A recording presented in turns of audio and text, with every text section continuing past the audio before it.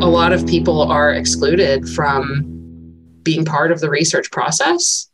And that's bad for them. That's an equity thing for them. But then it also is bad for the science.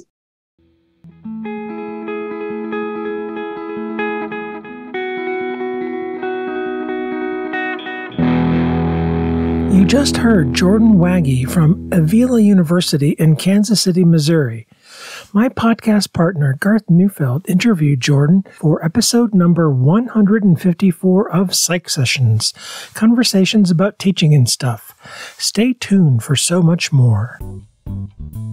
Colleagues, we all know that it is challenging to engage every student in the classroom.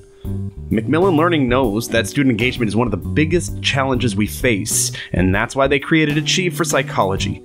Achieve for Psychology engages every student, because it's more than just what happens in the classroom. For learning to happen, students have to be engaged before, and during, and after a class. And so Achieve helps students by offering digital content that is created by their authors, and a deep video collection with new on-demand footage that you should check out, plus all new goal-setting and reflection surveys to help students set goals and provide you the means to check in with students. Hey, preview how Achieve engages every student at macmillanlearning.com/psych sessions.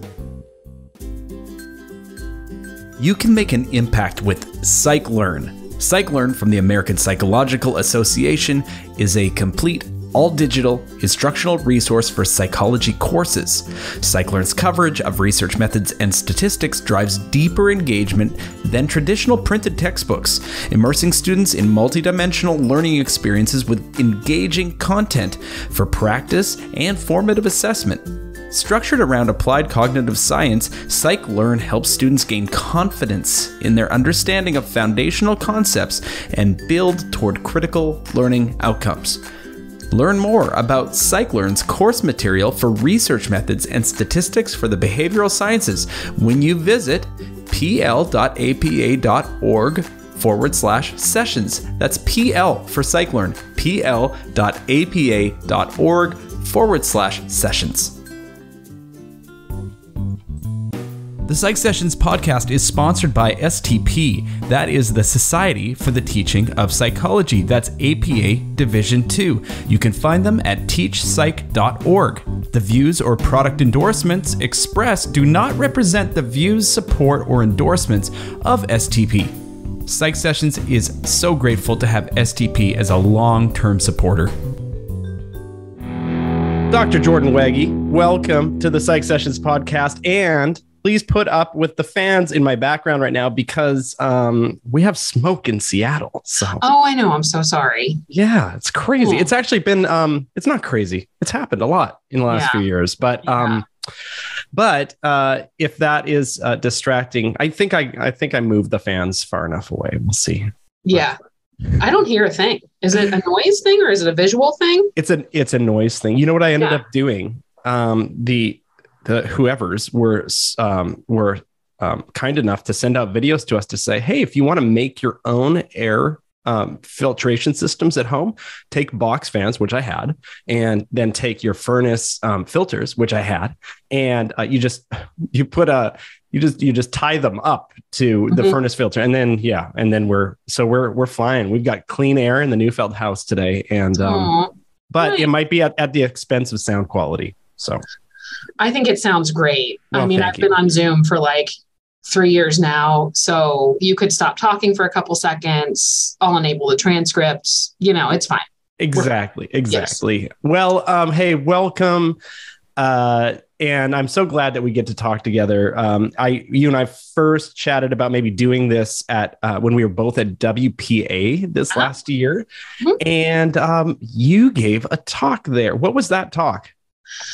So the talk was on the Collaborative Replications and Education Project, but specifically like within a social justice, diversity, sustainability lens. And so what I wanted to emphasize in that talk, what I hope I got across was that students really deserve to be involved in the scientific process. Like not only do I believe it meets certain pedagogical goals for students to be involved in doing authentic research, which I'm working on testing now, but also they just deserve to have their voices at the table.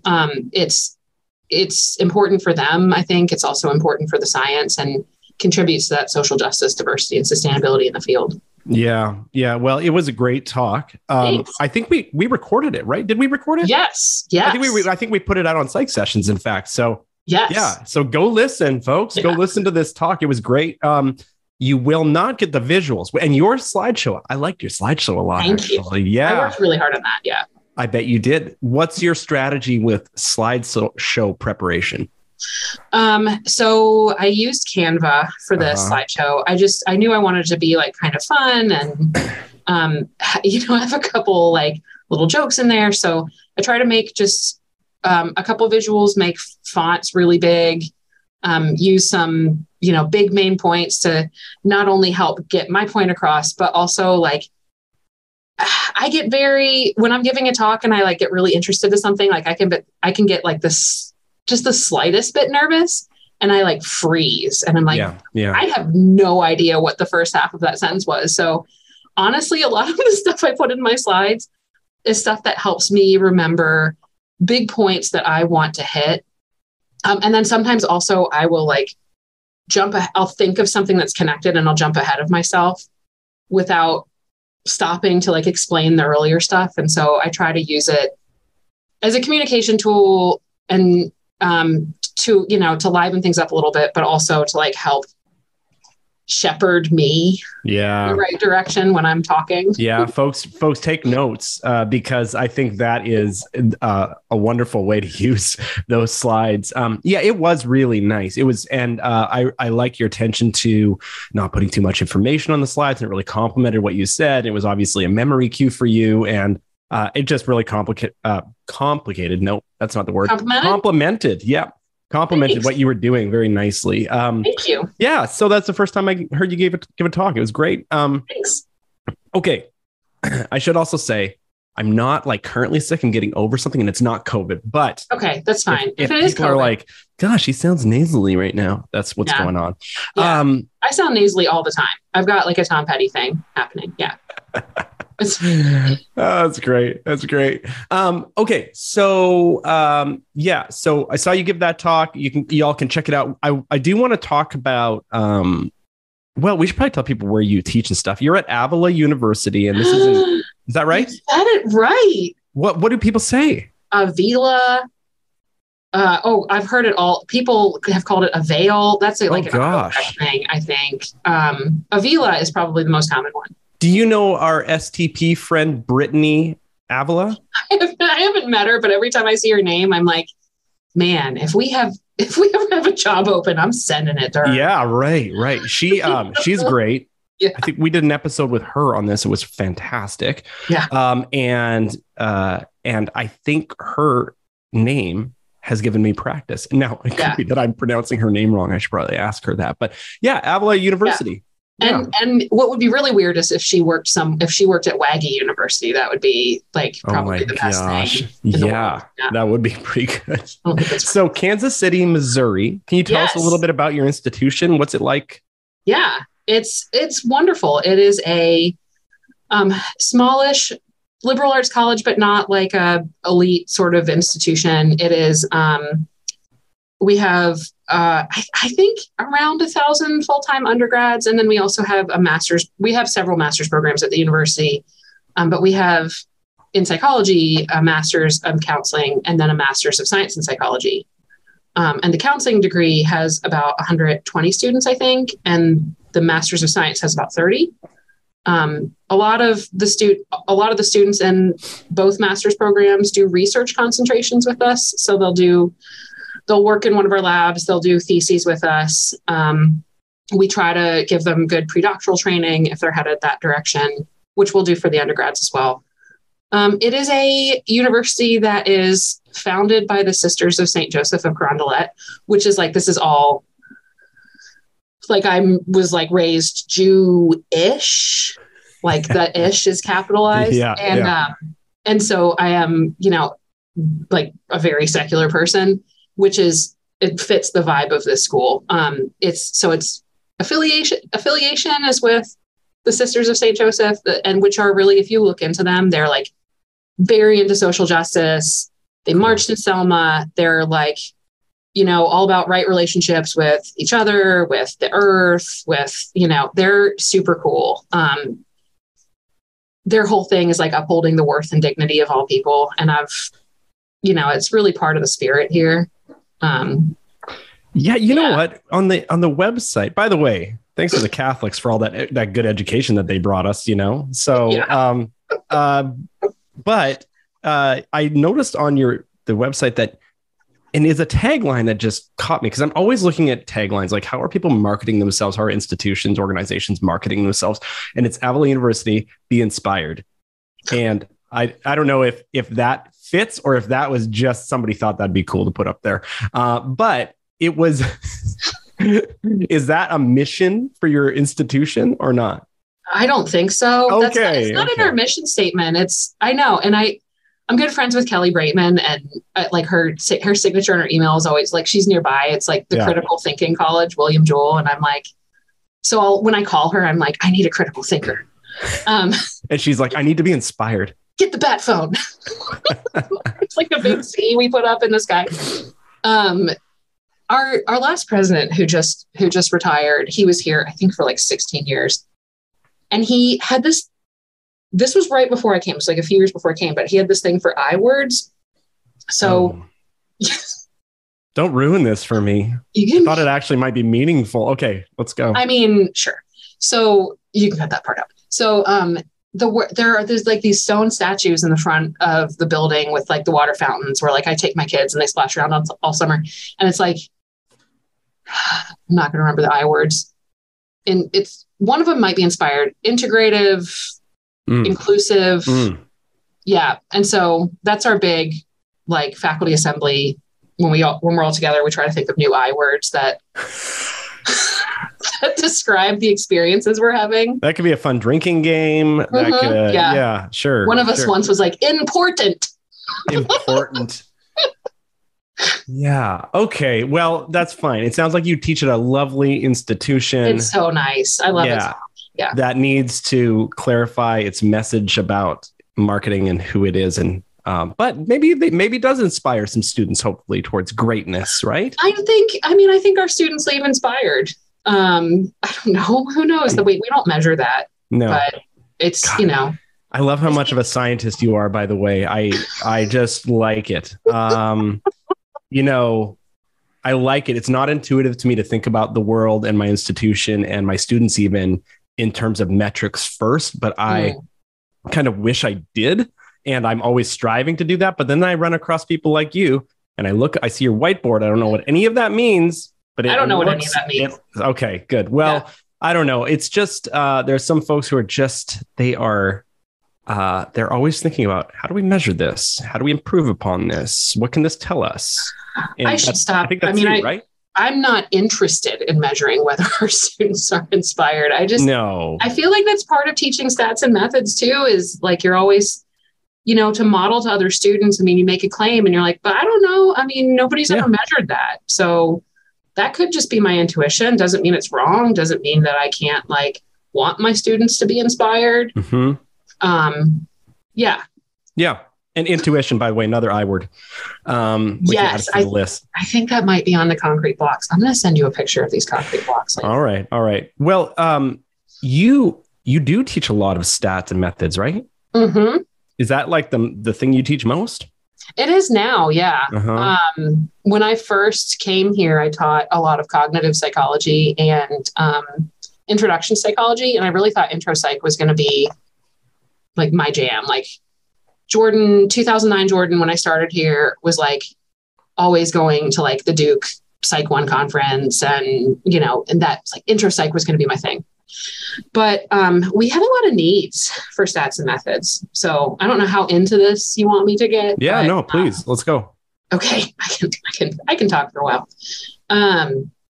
When I first came here, we had a highly cross-listed undergraduate highly cross-listed undergrad stats and methods classes. And I don't think that is a problem in itself, but it was cross-listed with sociology, political science, social work, and when I was an undergrad, I started as a political science major and took political science stats and methods, and then took it again when I became a psychology major. And I think having that perspective of like, there really are different needs. So we don't do in psych, like we don't do a lot of archival work. We don't do a lot of secondary data analysis. We do experimental work. We do, surveys and observations, and there were just, I think over time needs, and we do different types of statistics. Like they were covering in their stats department, like a lot more non-parametrics, whereas like our students do need to learn about like regression and ANOVA. And so, and our goal, I think ultimately was to combine them into a sequence, because that's been sort of the trend of what lots of people have done.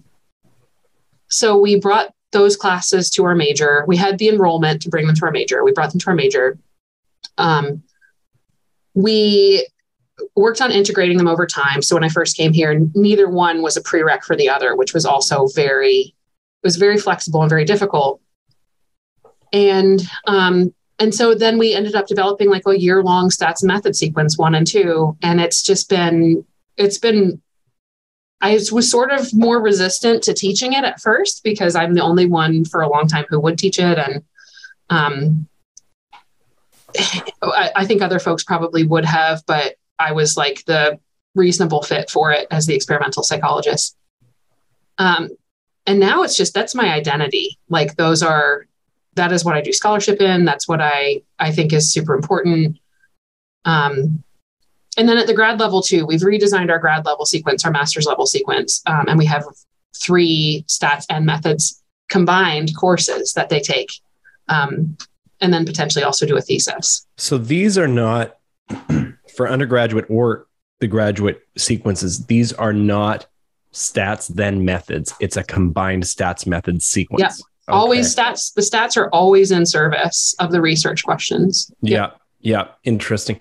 I mean, what do you think keeps people from teaching it that way? Because there is there is always the conversation of, which one, if there is an actual sequence where we keep them separated, do you do stats first or methods first? And I think the research says it doesn't matter. Students are going to do more poorly in the first one than they do in the second one. It's going to help. So, why are more people not doing this sort of thing? Do you know?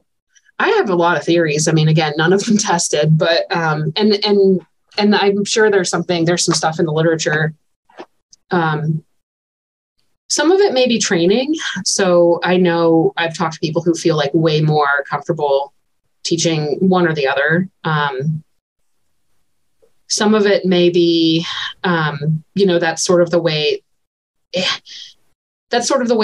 they've always done it, I think, is one of the reasons why people continue to do it that way. And I get that. Like, as somebody who I've redesigned these classes so many times when I've taught them, it can be a real heavy lift to teach these classes to begin with. And then you look at redoing everything. Oof, that's a big barrier, I think, to folks doing that. So I think that's what I would guess, is that's why people teach them separately. Where are the resources for folks to start doing this? Does it exist in a textbook? I'm sure it does. No?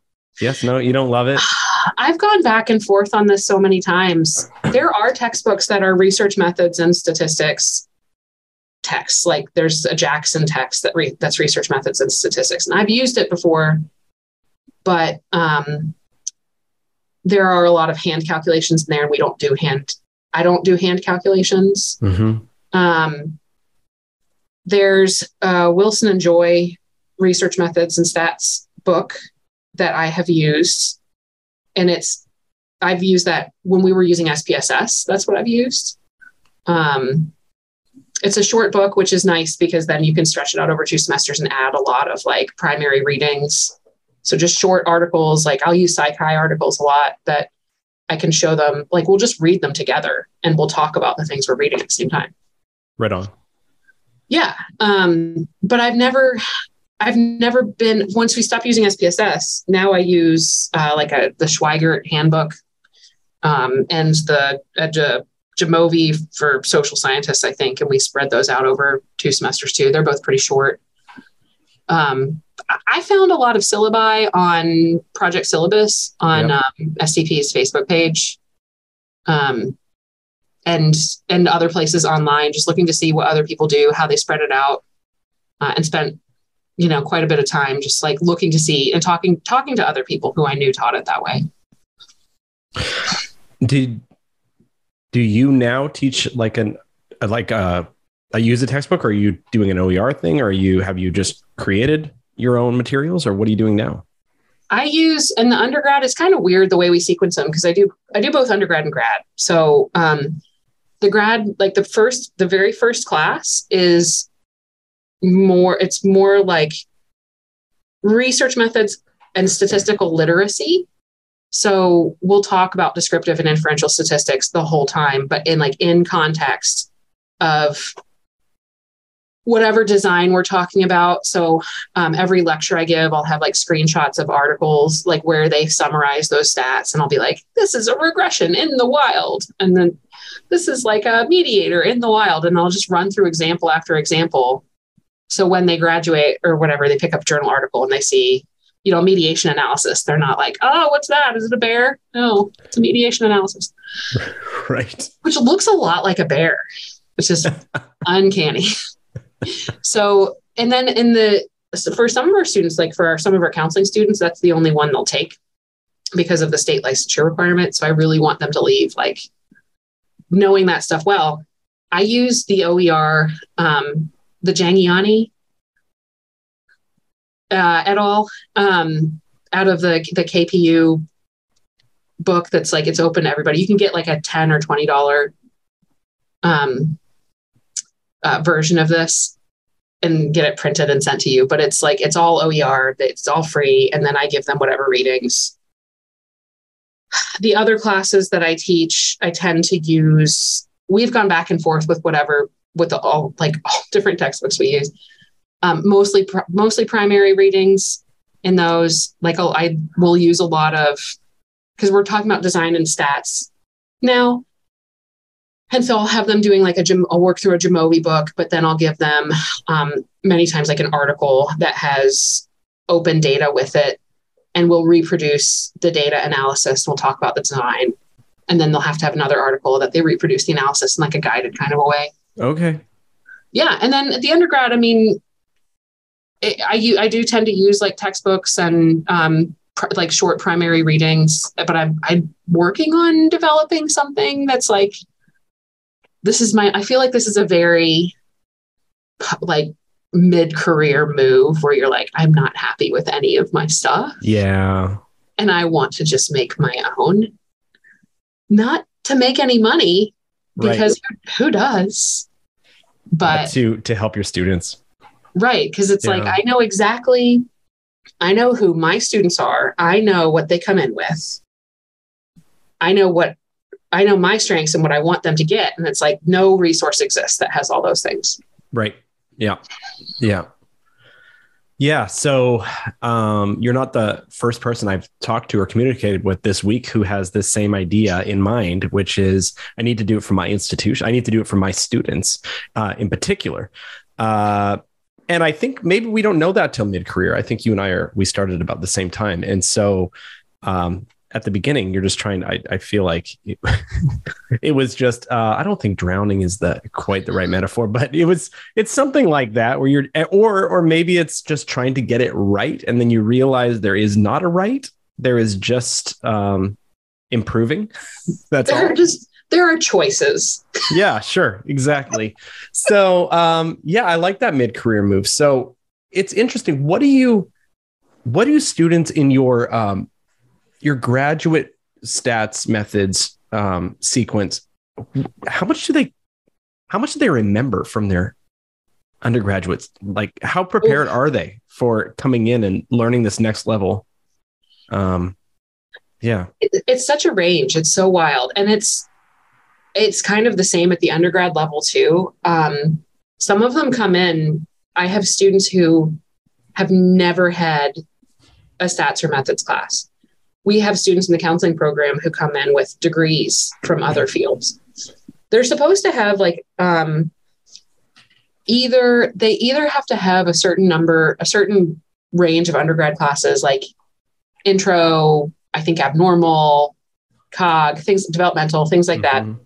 Or they take like a graduate school version of intro psych, which was like, that was my baby before I switched over to stats and methods. That's fun. That was so fun. That was such a great class. Yeah. Wow. Yeah. And it's so neat because it's like, they're so motivated when they come in. They're so motivated to do well.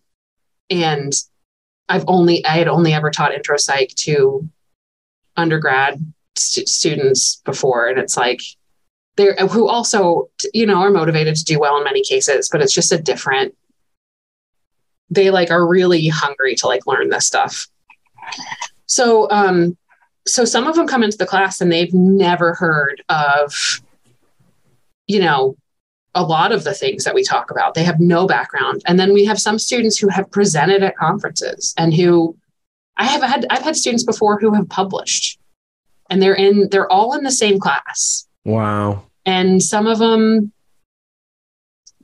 I mean, the exact statistics, so I'm going to answer your question. the exact things is like, yeah, like maybe they'll get some broad concepts like independent variables, dependent variables, but like none of them remember how to do a t-test. None of them remember how to, that's a broad generalization. Maybe some of them remember.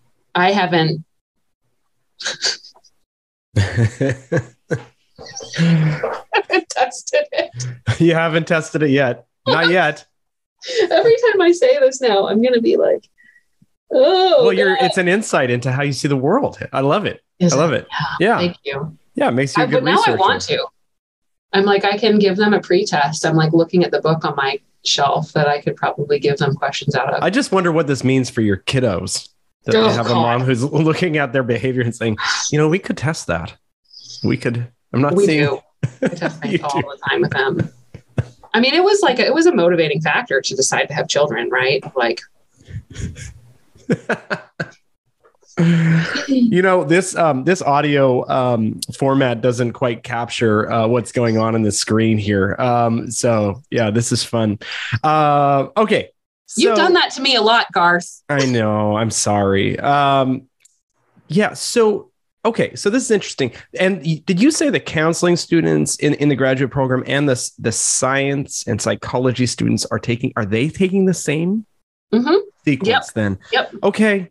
Wow. Okay. So how do you get those underprepared students across the finish line? Like, what's your strategy? I mean, for all of us who are trying to get undergrad or any student across the finish line who may not, come in ready. Yeah. Yeah. This is my whole thing. I try to say on day one, like some of this is going to be like, the more you know, the more you'll learn. I have taught research methods multiple times and statistics multiple times, and I learn new things like as I'm teaching it. So if you're coming in the door, like I already know a lot of this stuff, there's still more stuff you can stack up on top of that, perhaps even more now that you have a foundation.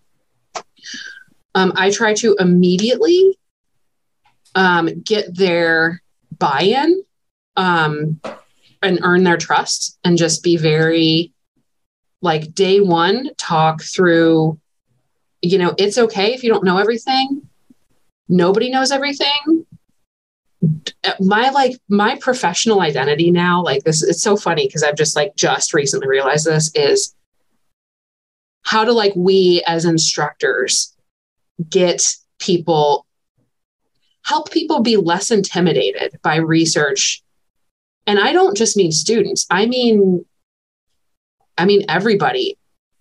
That's a user experience thing to me. If a student comes in and they're like, I'm afraid of stats, I'm like, it's my job to show them that they don't have to be, because if they leave my class afraid, they are going to they're going to be gate kept out of the field. And like, we need people who aren't like, their primary focus isn't the stats or the methods or the design or anything like that. We need them at the table. This is a very long answer to your question. I'm sorry. No, not at all. So you're like my Terry Gross. I would probably tell you everything. So day one, I just give them a big list of like, I've worked it into my class that they're not penalized for not knowing things. They're not penalized for making mistakes on things. Like, they can resubmit things. And I try not to make that too cumbersome. And I just go through a lot of like, your grade on anything is not a measure of your worth as a person. It's not a measure of even how well you know things most of the time. Like, these are the reasons why I have to give you a grade. And I try to make it a very like supportive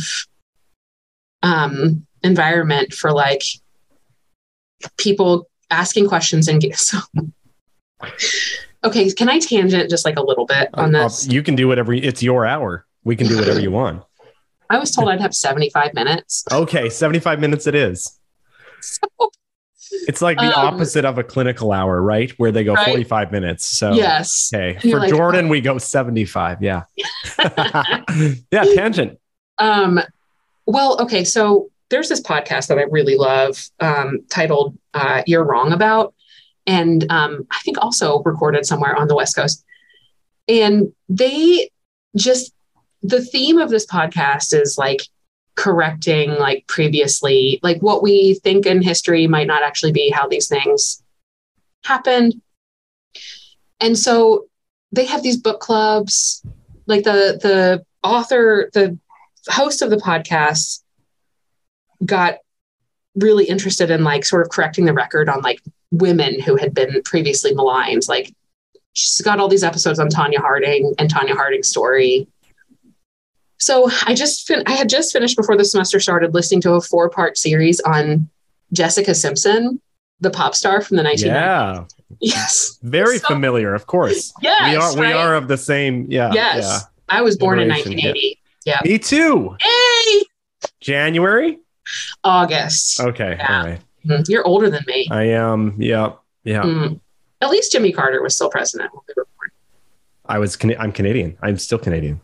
I mean, Jimmy Carter was still president. He was still president. Yeah. I don't know who. Not of the United States. I don't know who was prime minister. Prime minister. Ah, well done. Yes, prime minister. Brian something? Was that It might have been Brian Mulroney still. Yeah. Yeah. Okay. Anyway. Sorry. Okay. That's fine. I have Canadian citizenship. I don't know if I've told you that before, but I have it through my mom. Right on. My kid doesn't even have Canadian citizenship. I should get that. She probably does. No, you know what? You actually, my wife and child, we've looked into it. We'd have to be residents in order to get it at this point. Yeah. So, yeah. Which, I mean, not a bad, if you have the ticket to go move to Canada, that's pretty good. So, yeah. Yeah. But we're happy in Seattle. Yes. Good. Yeah. I'm happy in Kansas City. So, okay. So Jessica Simpson. Ex-wife of Nick Lachey. Yeah, well, yeah. And I lived in Cincinnati at the time. So it was like Nick Lachey was from 98 Degrees and they were from Cincinnati. Boy band, if people don't know. Boy band. Yeah. Yes, 98 Degrees. And so they were on this. So they were on this show, Newlyweds. And this is what one of the episodes of You're Wrong About was about. They were on the show Newlyweds. And in one of the episodes of Newlyweds, Jessica Simpson was eating a can of chicken of the sea. And she had a moment and she asked Nick Lachey, like, is this chicken or is it fish?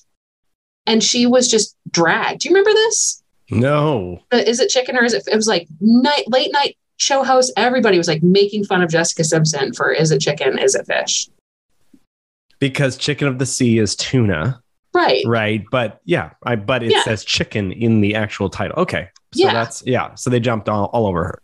Yeah. Right. But it's like, she had a question and she asked it. Like, what is obvious to you isn't always obvious to other people.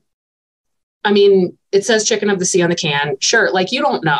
I'm sure you've asked questions before that have been really obvious to somebody else and you haven't been like maligned for it publicly. So I use that as an example in my class. I'm like, any question is a fine question. Like, you make your classmates feel comfortable it doesn't matter how obvious you think it is. If it's not obvious to somebody else, it's not obvious to somebody else. They can ask the question. So I love the environment that you seem to create in your class, which is you're chaotic kind of neutral. Yeah, exactly. Taking the fear away as much as you possibly can. Fear of grades, fear of being wrong, fear of not coming in with the right information. It seems like you have this goal to just, I think you said it, build trust with your students to start. I think it's really important to you, it sounds like. Yeah, I think it is. I don't know that it was always this important, but then like year after year, watching students leave my class and hearing them say like, Dr. Waggy, I loved you, but like, I didn't love that class. I just had to get through it. And I'm like, that's thanks, but I need you. I want you to understand like that this is information. I want you to understand what I'm teaching. Like, I want you to understand what I'm teaching you. And I want you to know that you deserve to know it. And it's not just an issue of like liking or anything like that. You deserve to know this stuff. And so that's the most important outcome to me. I mean, yeah. Am I hilarious? Yeah. Part of my report. Yes. I'm glad that you didn't dread it. But I kept hearing from people who had graduated who I had thought like they really found the class valuable, that they were just getting through it. Yeah. So I'm trying to redo what I do so that they see the value in. So they build some confidence, I think, in reading journal articles. So they build some confidence and just knowing they belong. They don't have to be in a research setting, but if they wanted to be, they could. Yeah. And it's also important for you to, and you started with this, and your talk was really about this, that I saw at WPA, is giving, and I think undergraduate students, the opportunity to actually be involved, immerse themselves in some of this so that it's not scary and so that they feel some level of mastery, maybe early on, right? It's like, I don't know what the metaphor is, but it's like showing your child something potentially scary, easing them into it when they're young, right? I could think about my daughter was scared of dogs, right? And so we just tried to give her as many exposures to it as when she was young. And now she loves dogs. So it's great, right? Yeah. But so talk to us a little bit about where did that come from? And by the way, if your talk is representative of your kind of where you're at professionally right now, that's one of the things that you're still presently at this moment very, very passionate about. Is that correct? Yes. Okay. Yeah. Okay. So just talk to us a little bit about kind of that journey, bringing students into like touching, immersing themselves in some of this into the research. Yeah. Yeah. I think I came at this sideways. Like I come from like just a pretty privileged background. Like it never even occurred to me when I was in college that I might not belong somewhere. Yeah. And so I never had any problems like asking professors if I could join their lab. Like it just never even occurred. Like if I did something wrong on a paper, or if I was marked down on a homework assignment, it's like, it was never like, oh, maybe I don't belong here. Except for the political science major. I definitely did not belong there. And that turned out fine. So I think, and I just kind of maintained this level of like oblivious privilege, and just slowly over time, like realized that a lot of people are excluded from being part of the research process. And that's bad for them. That's an equity thing for them. But then it also is bad for the science. So when you have a limited range of people, a limited range of backgrounds forming research questions, it's a lot easier. I mean, it's just better to write research questions that are informed by a wide variety of backgrounds. Like, yeah. So So if the on-ramps or the beginning of the pipeline is not including everyone, then you get down the road and the science that we're getting later is we're really tracing this back. It's upriver, right? That's kind of what you're thinking about. Yes. Yeah. Okay. And there's already a big gate that's like, if you look at all the gates, getting into college is a big gate. Finishing high school is a gate. Being exposed to the idea of like their research exists and you can contribute to it is a gate. And once you're in college, certain classes are gates. There are departments that are proud to have gates and they want them to keep people out. There are certain classes, the amount of people I've seen excluded from PhD programs because they don't have first author publications coming out of undergrad. It's unacceptable. Yeah. And so all of these are just filtering people out who otherwise would have contributed to the process. And yeah. And so at best, this is kind of a blind spot, a discriminatory blind spot of these organizations or institutions, and that's at best. So from there, we're keeping certain groups of people out. It's pretty easy to see, right? Mm-hmm. I hope that people are scratching their heads right now and saying, oh yeah, never really thought about that. And maybe people are thinking about this, but I sure hadn't thought about it too much before I saw you talk about it a little bit. So how do you engage these students from the beginning? And I have a suspicion that your involvement in this cause, and I'm going to call it a cause because it's a movement of sorts, right? There's many people involved in it and stuff, that it may not even be only, or maybe primarily for your students who are coming to a liberal arts, although I imagine that there's some students there who are definitely we're talking about, but it's a bigger thing about psychology education, right? Mm-hmm. What was the question? I'm sorry. There's no question. There's just me reflecting it back. And so when you think about this work, obviously your students are involved in it. What kinds of students at your institution are benefiting from being involved in research right away? Yeah. I mean, in the past, it's been the students who are probably getting research, in most places, which are like the high achieving, get an A in research methods. You have a lot of free time to volunteer in a lab. Students who, I think we sort of expect to approach professors.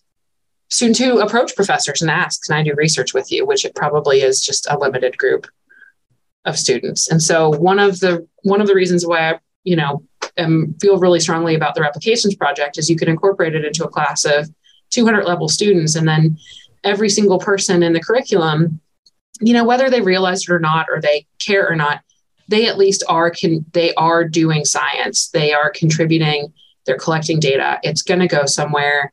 It's going to have an afterlife. They can personalize it by forming, extension hypotheses onto the projects they're doing. They can contribute to authorship.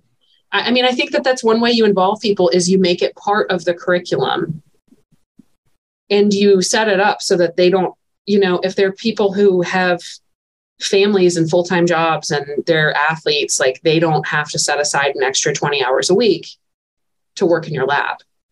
So I try not to limit it to people by GPA, by their free time. Like this is part of your education and it wraps up into the credits required for your degree. And you can spend some of that time, working in a lab and being engaged in science. And then sometimes the hook I try to get them in with is my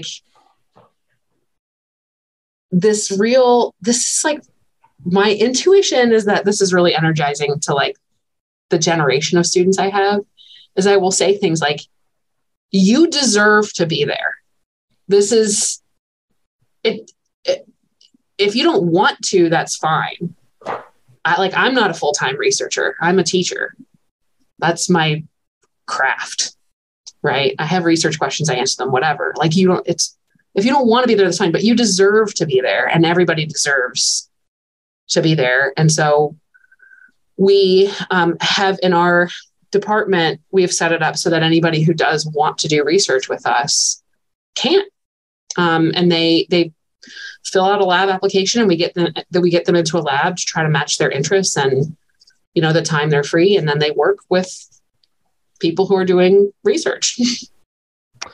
Okay. So, did you say that can count as their coursework? Yeah. Then? Okay. Mm-hmm. Yeah. Okay. All right. And is that a typical thing that we would see at other institutions, or is this kind of unique?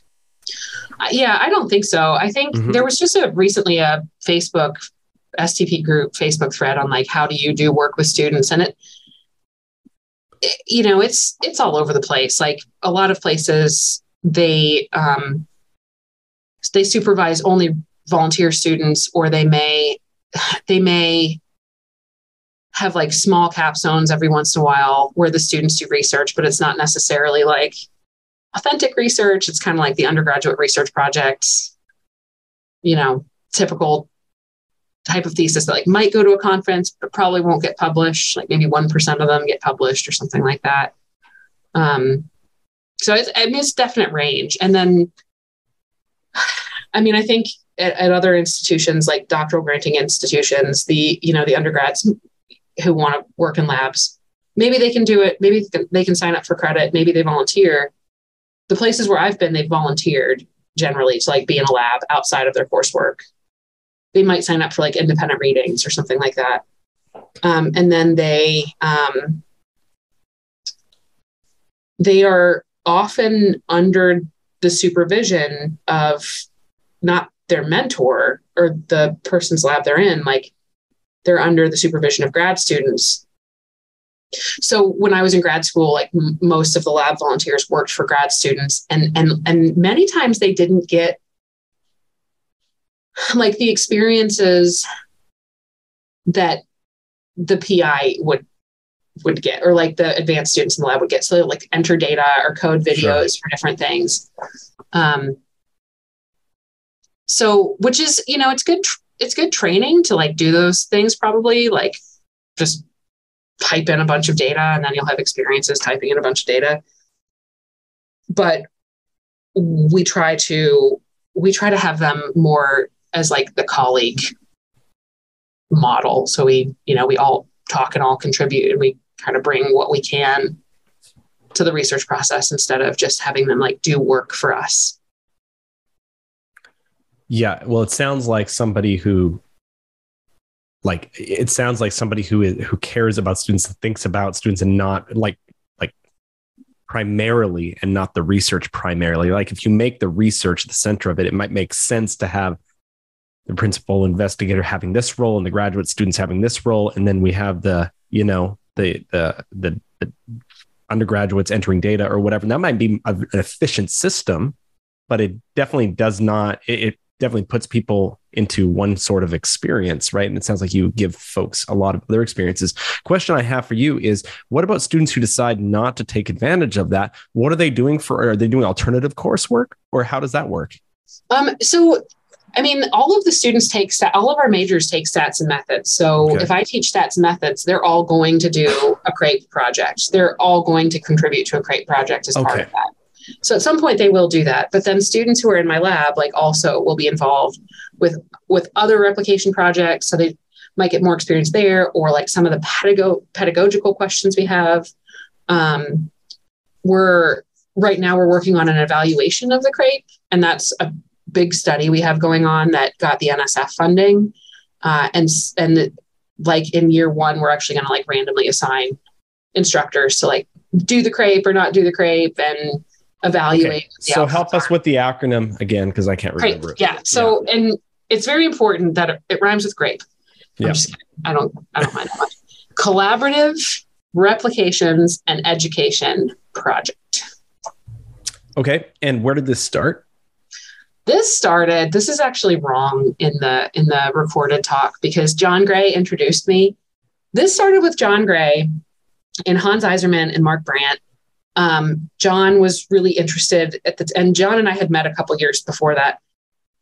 John was really interested in like, he wrote a paper in Perspectives, like harnessing the undiscovered resource of student research projects, I think is the title. And that's really what the paper is about. Like, how can we take these research methods projects that are happening in classes all over the world and like use the energy students are doing toward a greater good? So like big questions identified by the APA or whatever. And then Hans and Mark were both at Tilburg University at the time, and this is my understanding of the history, they were really interested in having students do replication projects because of, replication crisis type issues. So they got together. I got involved a couple years later. Like John and I had co-presented at a conference, at the Best Practices Conference, which is what used to be ACT. Yeah. Uh-huh. So there was a year that was just stats and methods teaching. I think it was 2011 or 2012. And I had put out a call on a listserv for co-presenters to give a presentation on teaching research methods projects. It's like this is it's very pragmatic, but to get the funding to go to the conference, like I had to present something. Sure. So, but also I'm really interested in engaging in this in general. So I put out a call for co-presenters, and I ended up with John and then another collaborator, Jeremy Huska. And John said that was Jeff Holmes. And when he introduced me, which is not, Jeff Holmes is lovely. He wasn't. It's easy because it's like JH. It's like, he got the initials right. And I presented on how to do research methods projects to maximize benefit it was like the presentation was on doing research methods projects to maximize benefit to the student, to the instructor, and to the field. And my perspective was the student. Like, the question is, if you have all of these things that you want to do in a project, like what stuff can you cut out and still have a lot of pedagogical benefit? So is it really important that students form their own hypotheses and test them? Is it really important that students enter data? Is it really important that students do IRB applications? And like, what do you balance? And then Jeremy's was more like, how can you get students to maximize benefit to the instructor? And John's was the field. And so he talked about this like pre-CRAPE set of ideas of like getting students to contribute to these big questions. And CRAPE does all of those things. So I'm not just saying that because I'm the director. Yeah. Also a member. Exactly. Yeah. So it hits those, like, it's great for instructors. It's so great. When I do replication projects in my class, I'm like, okay, there are maybe 2 or 3 studies that I have to be really familiar with. The students don't seem to like really dislike them. They're like, they like them as much as they like their individual research project when they form them. It's, I think it's great for the students, and we have contributed to the literature. When we've collected enough data, we publish it, and the knowledge base increases, which is, what else can you ask for? If folks want to get involved, how would they go about that? So this is going to be something that's expanding soon. Sometimes, so the way people get involved most often is through being an instructor that incorporates CRAPE into their classroom. So they can go to, they can either start at www.crape-psych.org, or they can go to our OSF page at, please don't make fun of me that I have this memorized, osf.io/WFC6U. And just listener, go back 15 seconds to hear that again. That is impressive. I'm guessing there are like show notes that you could put that on. That's like, this is the link where they could go. Sure. Yeah. You know what? If you send that to me, I will. We'll make sure that gets out on the show notes. So they can sign up for a project there, but then some people get involved as reviewers. That was how I got involved initially. So when students propose projects or have their projects ready, they send them out to the CRAPE team, and we have reviewers look at their projects to make sure, they're high fidelity replications of the original project. And so a lot of people get involved that way.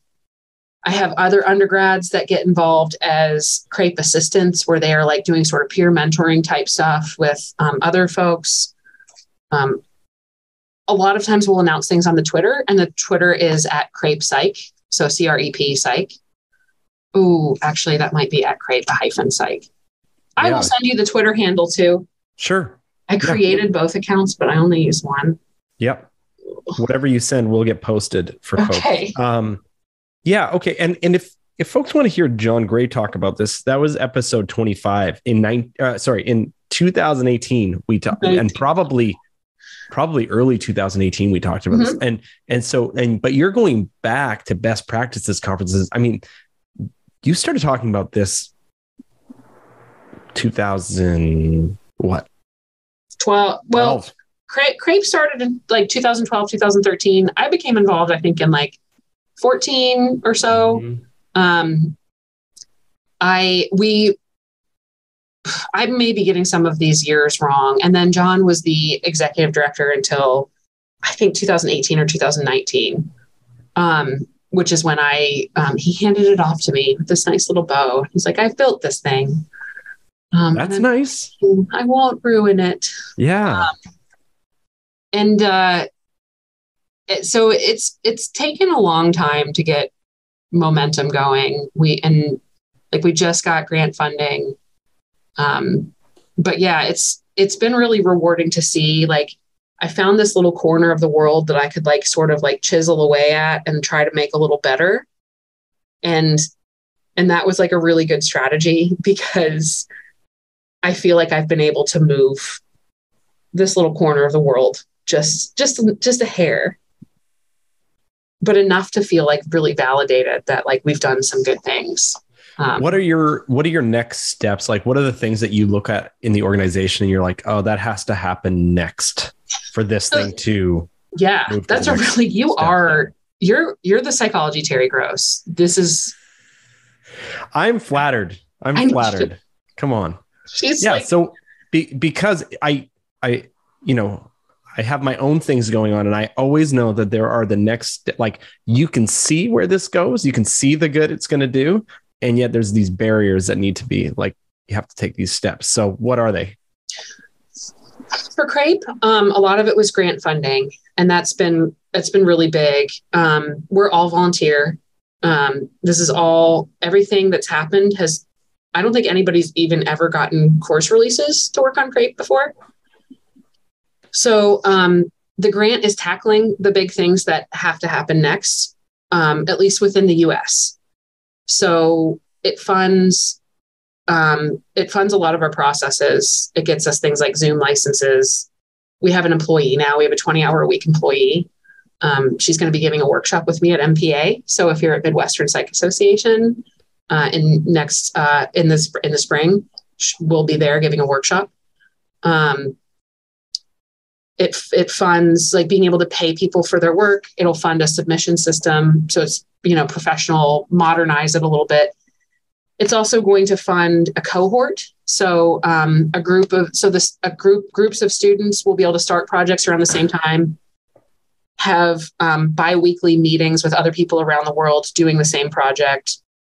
We will have Zoom conferences over the summer, Zoom panels, career panels. We'll have writing workshops in the fall, so they can write up. It's Northern Hemisphere fall, so they can write up their single site studies for publication if they want, if they did extension hypotheses. And then those students will be eligible to become peer mentors, and we'll take a handful of them to NCUR and do some like professional development stuff. Like, this is what going to a conference is like.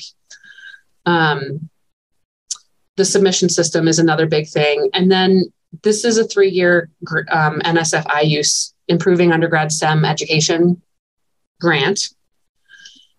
The next step after that is probably going to be something a little bit more international, because it is an international project. And so my plan roughly now, so my associate director for CRAPE is in Serbia. Her name's Lily Lazarevic. She's at University of Belgrade.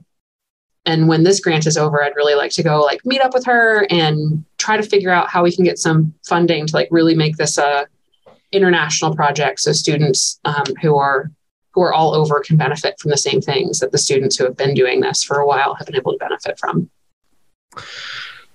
Yeah. Okay. Then we're going to take it into space. Mars, obviously. What's after international? Space. We're going to do it underwater. I don't know. Okay. So you have some resources now, which is a huge hurdle. And now you can see what y'all can do with these resources. Now, what you're describing to me just sounds like a lot. So people are volunteering their time, right, to this. But now some folks will be able to get compensated, it sounds like, for some of that work, which is a huge relief, right? So we're talking course buyouts and whatever, all the above. Okay, yeah, whatever. So it doesn't matter. It's but this changes everything now, right? Because without that, you burn out. It feels like to me. You can do this stuff for a while, and then, you know, unless you keep finding the next generation of scholars who really have a passion for this, you know, and social justice oriented people, you know, they're willing to give up themselves, you know, as we do. Yeah. But it's not sustainable, right? Right. Correct. Okay. Yeah. So this is super exciting. Good. How do you manage all of this? How do you personally manage all of this? Is it board meetings, like regular board meetings? And I don't know. Are you on Zoom calls a lot with folks? And yes. Okay. Yes. And then yes. Okay. I'm trying to make sure.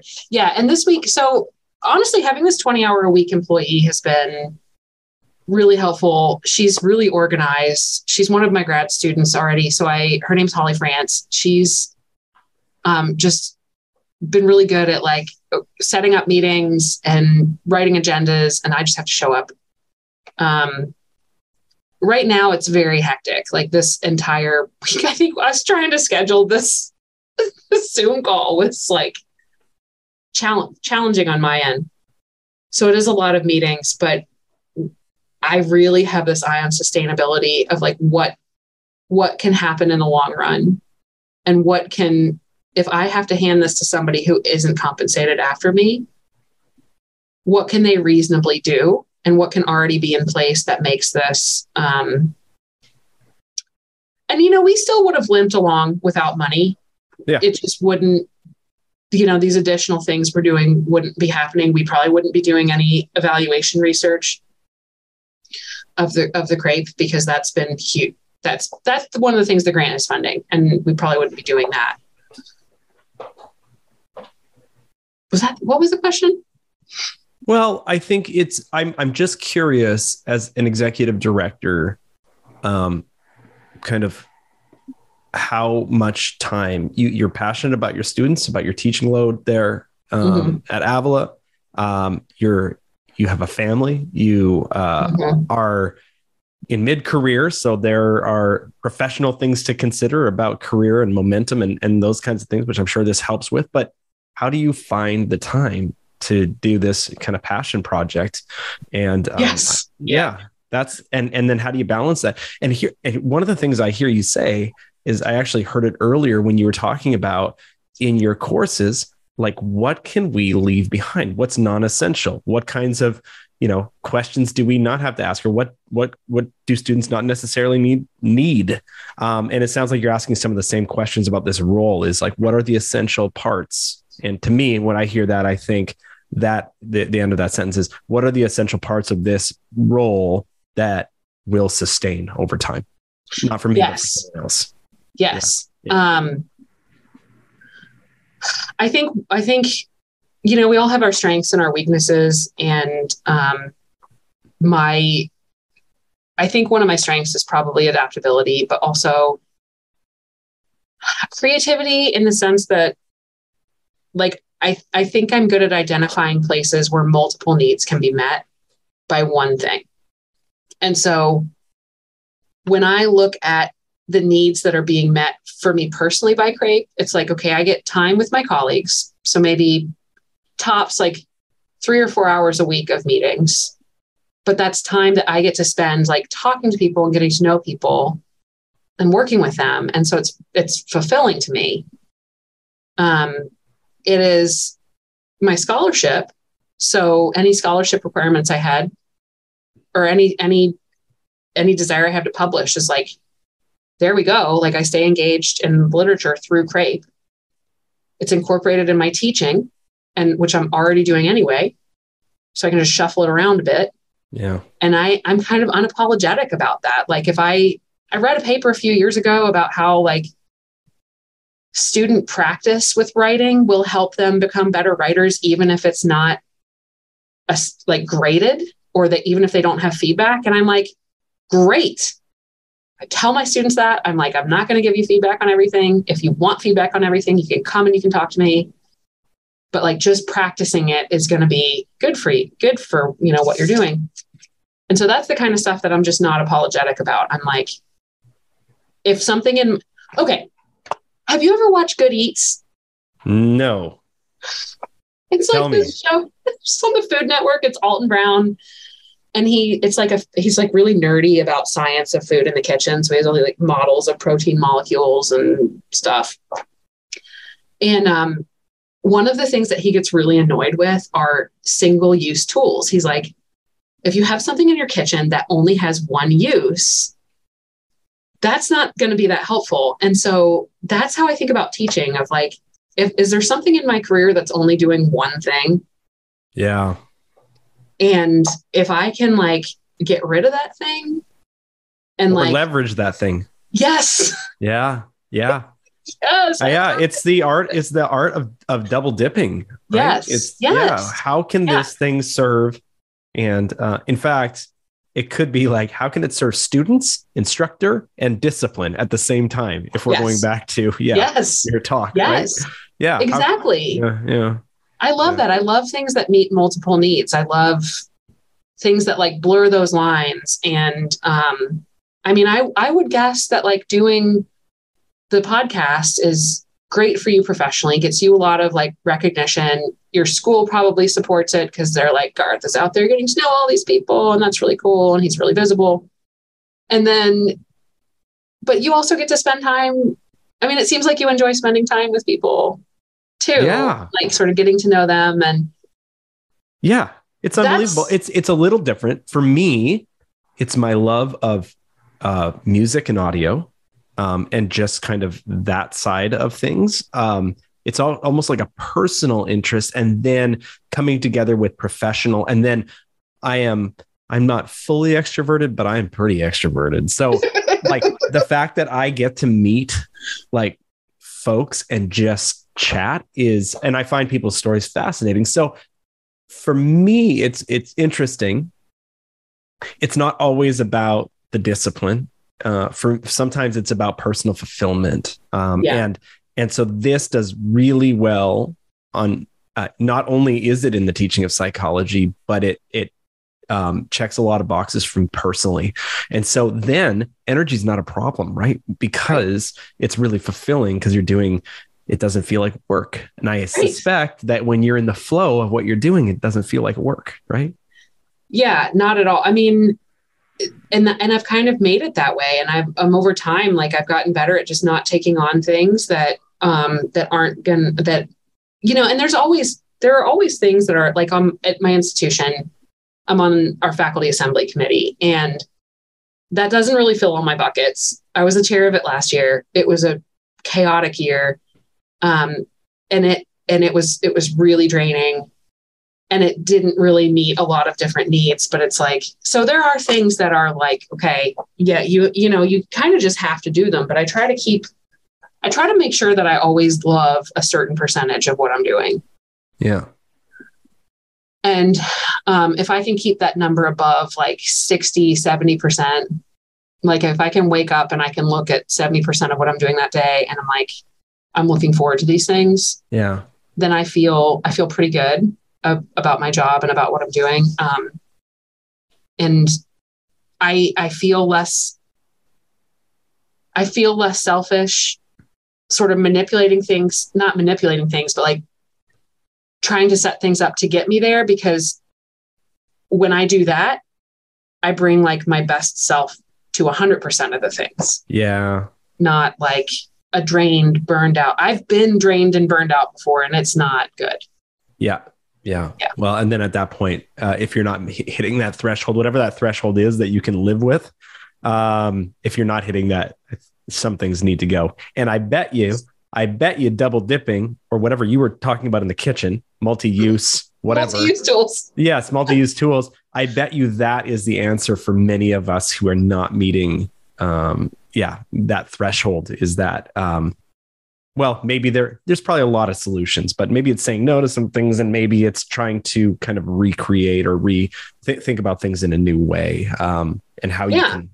I like the word leverage. I think maybe there's a better word out there, but I do like the word leverage. Like, doing this thing, what does that help me to do better, differently, or whatever? Yeah, and some minor, like if you're thinking to yourself, how could I do this?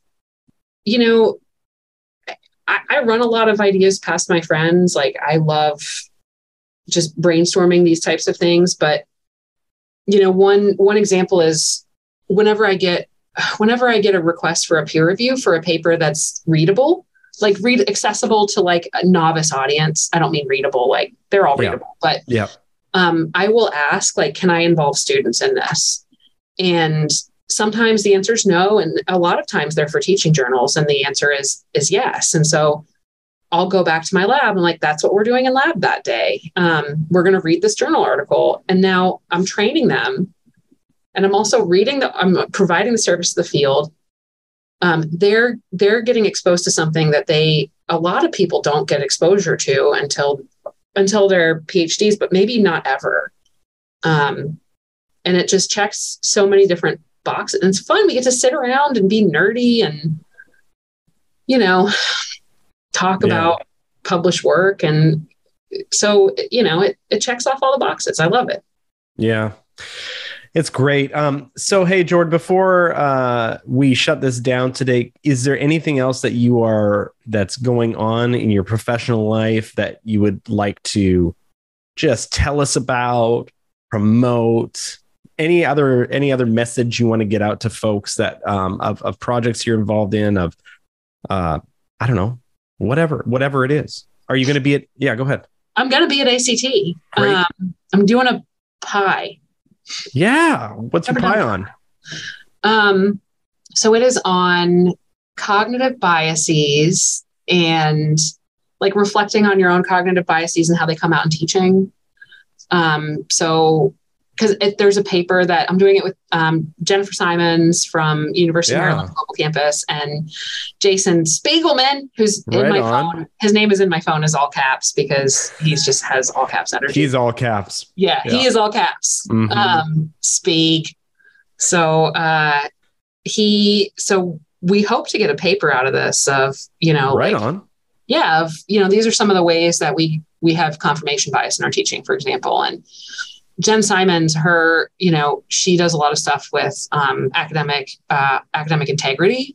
And so really specifically from like the academic integrity, like, are we punitive? Are we, I think that'll be a cool topic. Yeah. And then there are always like tiny projects I have my hands in. So you'll probably see me popping up in weird places from time to time and stop by and say hi. So you'll be at ACT, you'll be at MPA this year, maybe other places. Now that you have funding from through the NSF grant, we might see you other places, right? I'm going to be everywhere. Yeah. Come on. I'm just going to keep going to places. Jordan Waggy on tour, folks. Are there any conferences this weekend?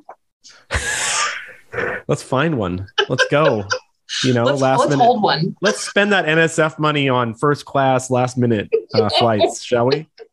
That was a joke. That's a joke, folks. Of course, we love NSF and their support. We do. I'm very lucky. Did you write that grant, or did you participate in writing that grant? Yeah, I did. We don't have any grant people. We had one grants person here who helped me. Yeah. And he's not at the institution any longer. Well, congrats. Yeah, thank you. That's quite a feat. I love an NSF grant. I mean, I'm so excited. That's awesome. Yeah. Had you written a grant before? No, this was our third submission. Okay. of this specific grant, and the first two times we actually had consultants that the university had like kept on, like would do a certain number of projects with us a year, and those two attempts were not successful. So this was my third attempt, and it took 5 years. Yeah.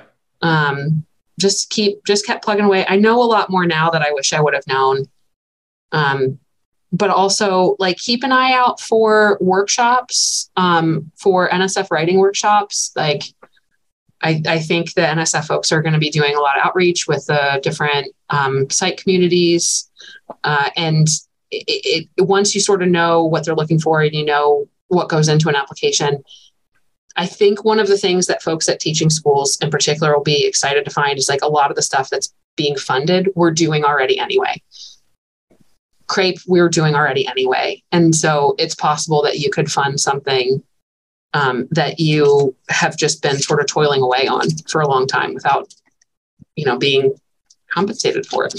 Wow. Yeah. Well, you know what? It's interesting that you have kind of had that experience of not being funded, and then it's a years long experience of learning how that grant should look, what they're looking for, and how many people in our field know what you know now. That is kind of crazy, So I'd like to think nobody knows what I know. Well, but I want to bottle. I feel like I want you to bottle what you've learned about writing an NSF grant and share it.